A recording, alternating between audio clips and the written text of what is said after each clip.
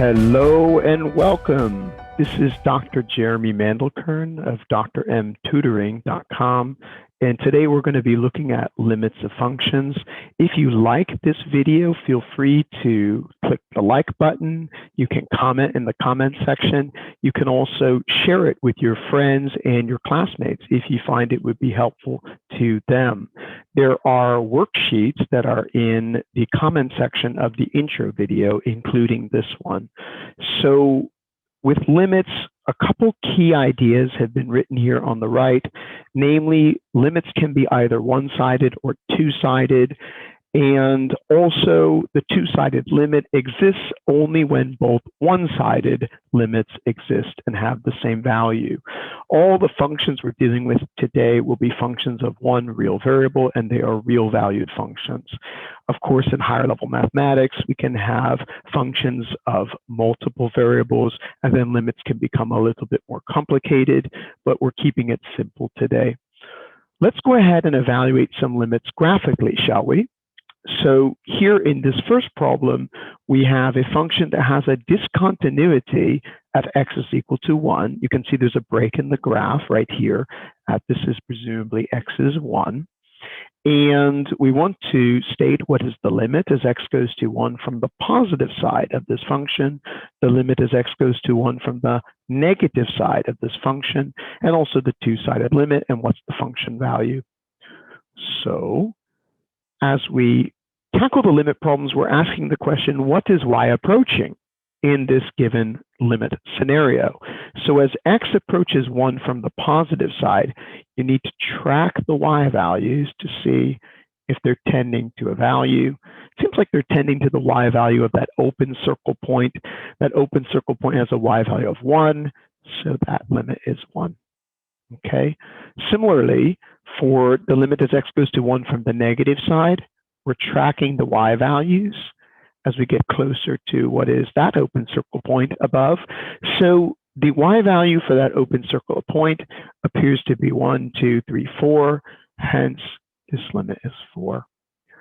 For the two-sided limit, because the left-sided limit and the right-sided limit are not in agreement, they have different values, we would say that this DNE standing for does not exist, and the function value is clear enough, it appears to be 3. And with this, we have solved our first problem. Let's look at the second one. We have what looks like an upside down absolute value curve that has a missing point at the corner at the top, and the function's been redefined, so it's got a floating solid point above. The action is that x is equal to 2, and it so happens that 2 is right about here where the action is. So we want the limit from the right. As x approaches 2 from the right, what are the y values tending to? The limit from the left, the two-sided limit, and the function value. So in this case, as we approach from the right, it looks like the y values are tending to whatever the y value is for that open circle point. That open circle point is located what is 3 units above the x-axis, so that limit is 3. For the limit from the left, we'll go ahead and track the y values. They seem to be also approaching 3. Hence, in this case, the two-sided limit exists. It is also 3. So when the two one-sided limits exist and have the same value, we say the two-sided limit also exists and has that value. The function value in this case is 4. That's where the solid point is. Okay. Here, let's go ahead now and look at the next problem. So in the next problem, we'll go ahead and use our same methods of analysis to work out what these limits are going to be. So it looks like with this function, there are 2 x values where the function is misbehaving, if you will. So we can see right here at -3 and also at +3 at these x values. So For the limits as x goes to -3 from the right, from the left, and the two-sided limit, we'll go ahead and focus our attention right here. So the limit from the right, we can go ahead and track these points as we're approaching -3 from the right. Clearly, the y values are tending to the value 2, whereas the limit from the left, we can track those y values, and they seem to be approaching the value 4.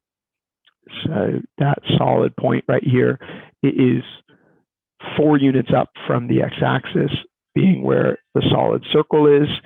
And now the two-sided limit. We can see that because the one-sided limits do not agree, they are not converging upon the same value, we would indicate that this is a DNE situation.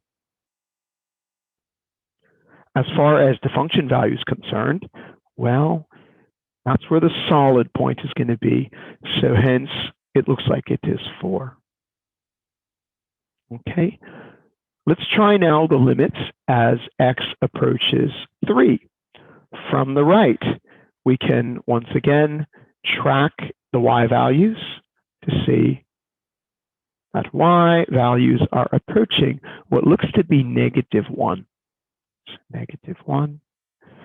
Whereas from the left, the y values appear to be approaching whatever that y value is for that open circle point. That open circle point is located 3 units above the x-axis, times 3. The two-sided limit will be, of course, DNE, as in this case. The left and right-sided limits are not in agreement. And finally, the function value is 1. And with this, we have worked out some limits graphically.